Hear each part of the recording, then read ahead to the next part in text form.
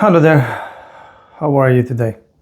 Now in this video I'm just gonna respond to some comments in regards to the previous video I did in regards to the car hire vehicles and rent to buy. Now I've received plenty of comments and I can only say a few things responding to most common ones.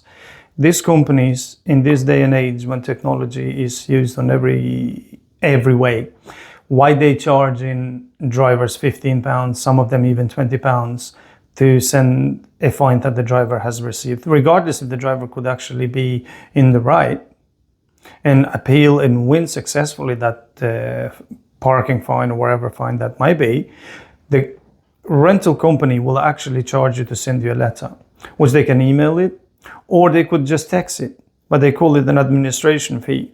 Okay, so now it costs admin so much to just take a picture of that letter and send it in email or anything. That's not the case. It's just a money grabbing while the drivers are in the trap because you have signed another contract.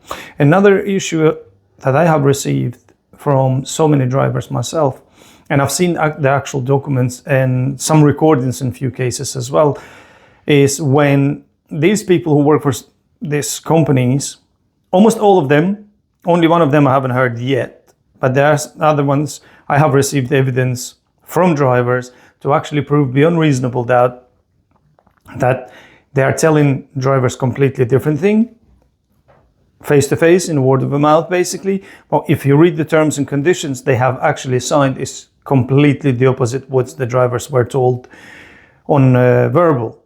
So this is another thing any one of you should be aware of and should be on a lookout. These people, if are not your friend, they are actually put in by the main companies, such as Uber in this case, pushing very hard for these people to get business, pushing drivers very hard to give them trade. And once the drivers are in such a long leases, the only benefit is the hire company, not the driver. You got your miles capped. And as I said, you get a £15 charge in case of any fine received. Okay? Because they have admin. They can't just WhatsApp it or send it an email or something, but they have to actually charge the driver. Regardless if the driver, as I said, been found not guilty and can challenge that and successfully win that appeal, you still are £15 out of pocket to the hire company. Okay? Plus more and more and more. This is just a tip of the iceberg with these companies. Okay? You're hooked on a very long contract on a super high expensive rates. So you end up basically buying that vehicle twice or more in most cases. Okay? So my personal opinion is stay away from them. Do not give them any trade. Their online rating is absolutely terrible. Okay? Their customer service is terrible. Okay? It's absolutely beggars belief the way they treat drivers. So as I said, my personal opinion is stay away from them.